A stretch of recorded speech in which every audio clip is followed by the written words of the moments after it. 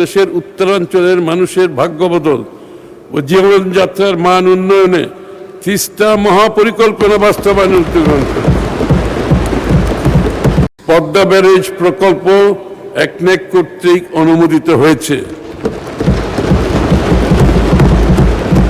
One child one tree কর্মসূচির আওতায় সরকারি প্রাথমিক বিশ্ববিদ্যালয়ের শিক্ষার্থীদের মাধ্যমে নিজ ভাষায় বা আঙ্গিনায় 1 কোটি বৃক্ষরোপণের কর্ম পরিকল্পনা চূড়ান্ত করা হয়েছে। জলবায়ু পরিবর্তনের প্রভাব মোকাবেলায় উপকূলীয় ম্যানগ্রোভ বনের 50% কার্বন ট্রেডিং কার্যক্রমের আওতায় আনা হবে। বর্জ্য ব্যবস্থাপনায় সার্কুলার ফিউচার মডেল বাস্তবায়ন করা হবে। মাননীয় স্পিকার, পরিবেশ দূষণ রোধে আগামী অর্থবছরে নিম্নরূপ কার্যক্রম গ্রহণ করা হবে। বায়ু দূষণ কমাতে 15টি CAMS ক্যাম্পস এবং 16টি CCAMS এর মাধ্যমে নিয়মিত বায়ুর মান পর্যবেক্ষণ করা হবে। যানবাহনের দূষণ নিয়ন্ত্রণে BRT এর মাধ্যমে 10টি আধুনিক ভেহিকল ইন্সপেকশন সেন্টার স্থাপন করা হবে। ইলেকট্রিক বাস সার্ভিস চালুর পরিকল্পনা রয়েছে। বর্জ্য ব্যবস্থাপনার জন্য নতুন গাইডলাইন হালনাগাদ বিধিমালা প্রণয়ন করা হবে।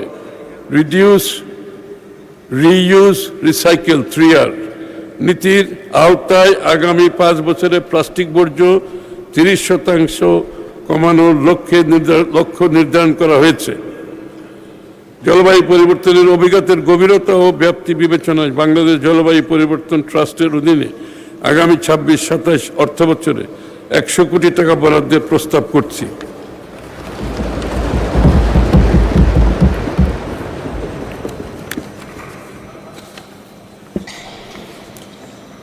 পানি সম্পদ ব্যবস্থাপনা। মাননীয় স্পিকার, সমন্বিত সার্বিক পানি সম্পদ ব্যবস্থাপনা সরকারের অন্যতম অগ্রাধিকার।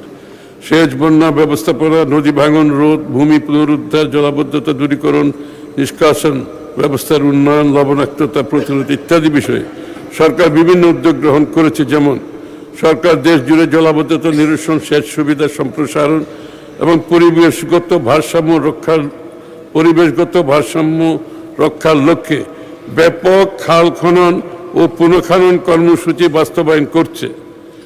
আগামী 5 বছরে 20,000 কিলোমিটার নদী, খাল, জলাধার খনন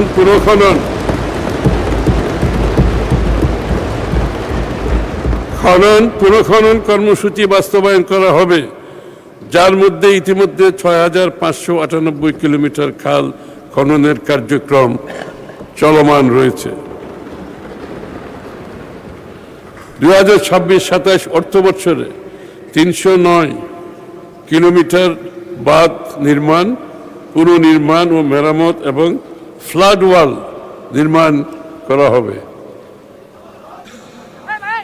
484 কিলোমিটার নদ নদীর নাব্যতা বৃদ্ধি ও ডুবোচর অপসারণের লক্ষ্যমাত্রা নির্ধারণ করা হয়েছে। নদী পুনরুদ্ধার কর্মসূচির আওতায় প্রতিটি বিভাগে অন্তত একটি নদী বা জলাশয় দখলমুক্ত ও পুনরুজ্জীবিত করার পরিকল্পনা রয়েছে। ধলেশ্বরী, লৌহজং, আলাইকুড়ি, বগুড়া, সালতা, সুতাং, বাঘখালী, বারনই নদী পুনরুদ্ধার এবং পানি প্রবাহ নিশ্চিত করা হচ্ছে।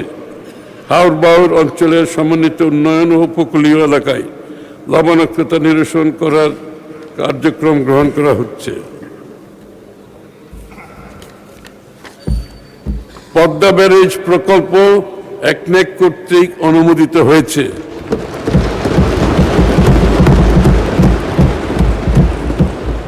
দক্ষিণ পশ্চিমাঞ্চলের কৃষি, পরিবেশ, পানি ব্যবস্থাপনায় দীর্ঘমেয়াদী পরিবর্তনের লক্ষ্য নিয়ে আগামী 7 বছরে প্রকল্পটি বাস্তবায়ন করা হবে।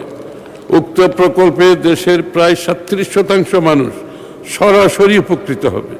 4টি বিভাগের 19টি জেলার 120টি উপজেলা সুবিধাভোগ করবে।